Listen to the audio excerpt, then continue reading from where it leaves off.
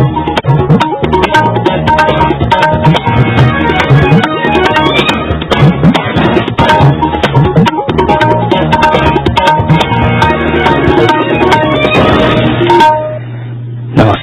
ये आकाशवाणी पटना है।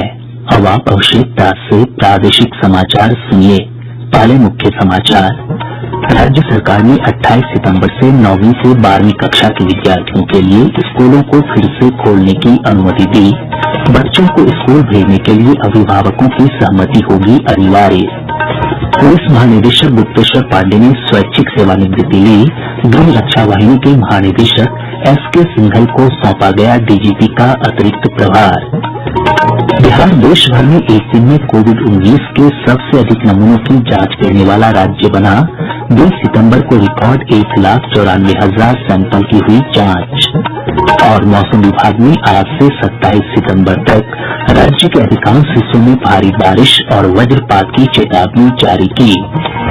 अब समाचार विस्तार से। राज्य सरकार ने 28 सितंबर से 9वीं से 12वीं कक्षा के विद्यार्थियों के लिए स्कूलों को फिर से खोलने की अनुमति दे दी है। केंद्र सरकार के अनलॉक 4 के दिशा निर्देशों के अनुरूप राज्य सरकार ने इस संबंध में आदेश निर्गत कर दिया है। शिक्षा विभाग द्वारा जारी आदेश के अनुसार हर दिन 1/3 बच्चे ही स्कूल बुलाए जाएंगे।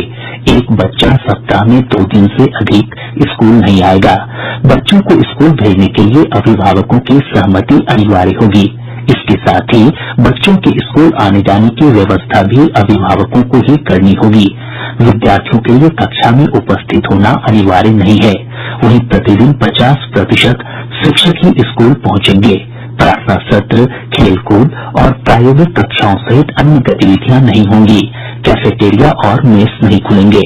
स्कूल खुलने के बावजूद भी ऑनलाइन पठन पाठन पूर्व की तरह जारी रहेगा। कंटेनमेंट जोन वाले विद्यालय बंद रहेंगे। स्कूल प्रबंधन को कोविड-19 की शर्तों का पालन सुनिश्चित करना होगा। मास्क पहनना, थर्मल स्क्रीनिंग और सुरक्षित दूरी बनाकर रखना अनिवार्य होगा। वहीं आदेश में कहा गया है कि कोचिंग और इस प्रकार के अन्य संस्थान अभी बंद रहेंगे। राज्य के पुलिस महानिदेशक गुप्तेश्वर पांडेय ने स्वैच्छिक सेवानिवृत्ति ले ली है। राज्य सरकार ने उनके आवेदन को स्वीकार करते हुए इस संबंध में आदेश निर्गत कर दिया है। गृह रक्षा वाहिनी और अग्निशमन सेवाओं के महानिदेशक सह महासमादेष्टा एसके सिंघल को राज्य के डीजीपी का अतिरिक्त प्रभार सौंपा गया है। भारतीय पुलिस सेवा के 1987 बैच के अधिकारी गुप्तेश्वर पांडेय अगले साल फरवरी में सेवानिवृत्त होने वाले थे। फिट इंडिया अभियान की पहली जयंती के सिलसिले में कल प्रधानमंत्री नरेंद्र मोदी राष्ट्रव्यापी ऑनलाइन फिट इंडिया डायलॉग के दौरान नागरिकों और लोगों को चुस्त दुरुस्त रहने के लिए प्रेरित करने वालों से संवाद करेंगे। इस ऑनलाइन बातचीत में भाग लेने वाले लोग फिटनेस संबंधी अपने अनुभवों को दूसरे प्रतिभागियों के साथ साझा करेंगे और फिटनेस के बारे में प्रधानमंत्री के विचारों से भी प्रेरणा लेंगे। लोग कल दोपहर 11:30 बजे एनआईसी की वेबसाइट pmindiawebcast.nic.in पर क्लिक करके फिट इंडिया डायलॉग में शामिल हो सकते हैं। केंद्रीय कृषि मंत्री नरेंद्र सिंह तोमर ने विपक्ष पर कृषि सुधारों से संबंधित विधेयकों के बारे में दुष्प्रचार करके देश के किसानों को गुमराह करने का आरोप लगाया है। श्री तोमर ने लोकसभा में कहा कि इन विधेयकों से न्यूनतम समर्थन मूल्य या सरकारी खरीद की प्रक्रिया और कृषि उपज विपणन समिति अधिनियम पर कोई असर नहीं पड़ेगा। उन्होंने स्पष्ट शब्दों में कहा कि रबी की 6 फसलों के लिए न्यूनतम समर्थन मूल्य की घोषणा बुआई मौसम से पहले ही किए जाने से यह बात स्पष्ट हो जाती है कि सरकार किसानों को न्यूनतम समर्थन मूल्य देने और उनकी उपज की खरीद करने को वचनबद्ध है। कृषि मंत्री ने बताया कि सरकार ने पिछले 6 वर्षों में न्यूनतम समर्थन मूल्य के भुगतान के हिस्से के रूप में किसानों को लगभग 7 लाख करोड़ रुपए का भुगतान किया है, जो यूपीए सरकार के दौर में 2009 से 2014 तक भुगतान की गई राशि का लगभग 2 गुना है। कृषि मंत्री ने कहा कि समर्थन मूल्य में बढ़ोतरी स्वामीनाथन आयोग की रिपोर्ट में की गई सिफारिशों के अनुसार है। निर्वाचन आयोग ने बिहार विधानसभा चुनाव के दौरान पेड न्यूज और विज्ञापन पर नजर रखने के लिए media certification and monitoring cell का गठन किया है। किसी भी उम्मीदवार को राजनीतिक विज्ञापन के प्रसारण से पूर्व इस सेल से प्रमाणीकरण कराना होगा। यह सेल इलेक्ट्रॉनिक और प्रिंट मीडिया की खबरों और विज्ञापन पर नजर रखेगी। साथ ही पेड न्यूज का पता चलते ही प्रत्याशियों को नोटिस भी जारी करेगी। विधानसभा चुनाव लड़ने वाले उम्मीदवारों को चुनाव खर्च के लिए एक नया बैंक खाता खोलना होगा। चुनाव आयोग द्वारा जारी निर्देशों के अनुसार नामांकन के समय इस खाते की जानकारी देनी होगी। चुनाव प्रचार अभियान के दौरान इसी बैंक खाते से प्रत्याशियों को खर्च करने की अनुमति होगी। बिहार देश भर में एक दिन में कोविड-19 के सबसे अधिक नमूनों की जांच करने वाला राज्य बन गया है। स्वास्थ्य विभाग के अनुसार 20 सितंबर को रिकॉर्ड 1,94,000 सैंपल की जांच की गई। इससे पूर्व 19 सितंबर को सबसे अधिक 1,76,511 नमूनों की जांच की गई थी। अब तक राज्य में कुल 60,68,000 कोविड नमूनों की जांच हो चुकी है। इधर राज्य में कोविड-19 से स्वस्थ होने की दर 91.6% हो गई है। अब तक 1,57,056 कोविड रोगी स्वस्थ हो चुके हैं। वहीं इस वैश्विक महामारी से 873 लोगों की मौत हुई है।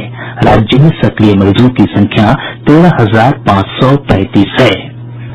वरिष्ठ स्वास्थ्य विशेषज्ञ डॉक्टर अमरचंद बजाज ने कोविड-19 की रोकथाम के लिए लोगों से सरकार और चिकित्सकों द्वारा सुझाए गए उपायों पर अमल करने को कहा है।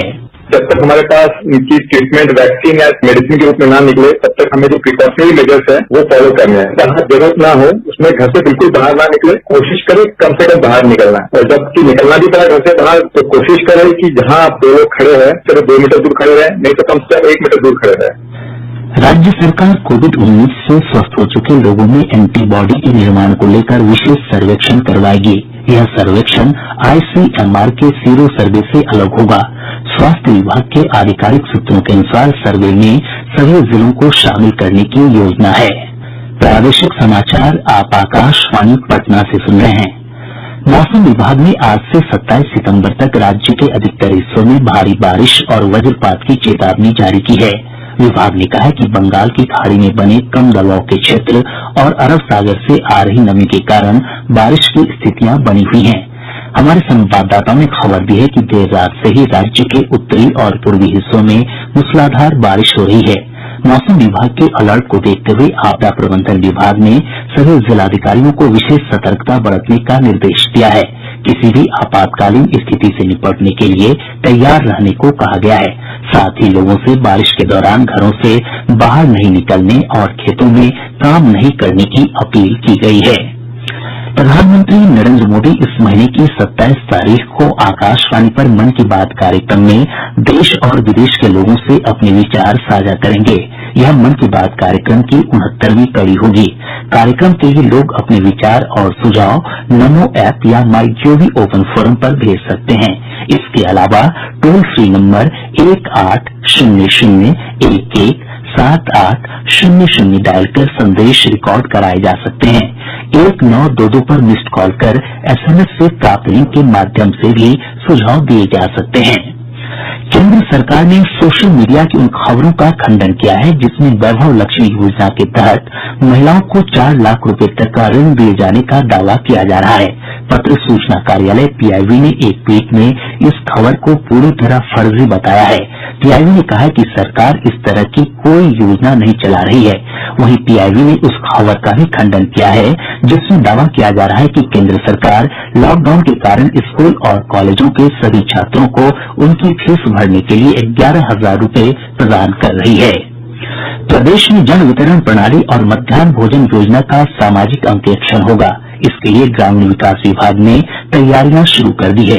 सर्वेक्षण जीविका दीदियों के माध्यम से करवाया जाएगा और इसमें योजना के लाभार्थियों से निर्धारित प्रपत्र पर जवाब लिए जाएंगे।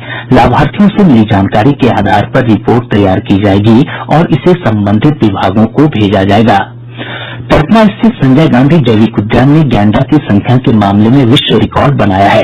वर्तमान में जैविक उद्यान में 13 गैंडे हैं जो विश्व के किसी अन्य जू से अधिक हैं। पटना के बाद अमेरिका के सेंट डियागो में 12 गैंडे हैं।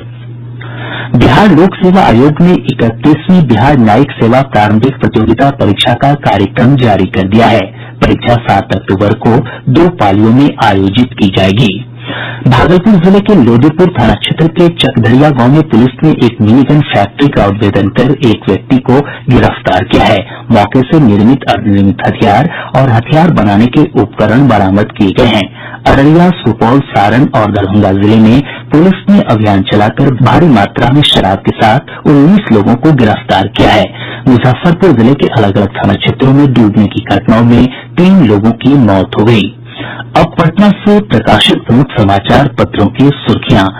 आज के सभी समाचार पत्रों ने अलग अलग खबरों को प्रमुखता से प्रकाशित किया है। हिन्दुस्तान ने लिखा है, पटना मेट्रो का निर्माण शुरू, 3 साल में दौड़ने लगेगी मेट्रो ट्रेन।